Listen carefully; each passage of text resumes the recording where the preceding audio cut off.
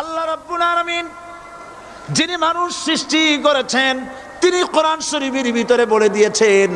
আমি প্রথমেই বলেছি, আপনারা লক্ষ্য করুন, এই কোরআন তাবিজের কিতাব নয়, এই কোরআন তদবিরের কিতাব নয়, ঝাড়ফুঁকের কিতাব নয়। কোরআন হলো পৃথিবীর মানুষের জন্য কোড অফ লাইফ, পূর্ণাঙ্গ জীবন বিধান। সব কিছু আল্লাহ পাক কোরআনের ভিতরে বলে দিয়েছেন, কোনো জিনিস বাদ দেন নাই। আপনি আমি কেমনে সৃষ্টি হয়েছি আল্লাহ পাক কোরআনের ভিতরে বলেছেন, ইন্না খালাকনাকুম মিন তুরাবিন সুম্মা মিন নুতফাতিন সুম্মা মিন আলাকাতিন সুম্মা মিন মুদগা। নিষ্প্রাণ মাটি দিয়ে তোমাকে উৎপন্ন করা হয়েছে, নিষ্প্রাণ মাটির উপাদান দিয়ে তোমাকে তৈরি করা হলো।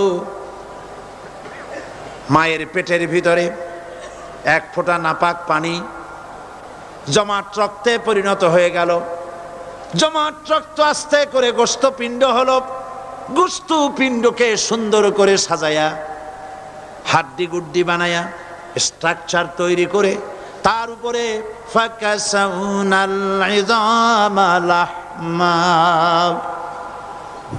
চামড়া দিয়ে গোশত দিয়া সাজায়া সুন্দর করে বানালাম।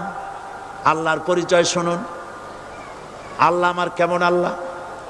মায়ের পেটের ভিতরে সন্তান বানায়া এরপরে যখন রূহ দেওয়া হয়েছে, ক্ষুধা লেগেছে, খাবারের প্রয়োজন হয়েছে, আল্লাহ রাব্বুল আলামিন ওই কচি বান্দা মায়ের পেটে বসে কি খাবে সেজন্য তার মা চিন্তা করে নাই, বাবা চিন্তা করে নাই, সরকার চিন্তা করে নাই।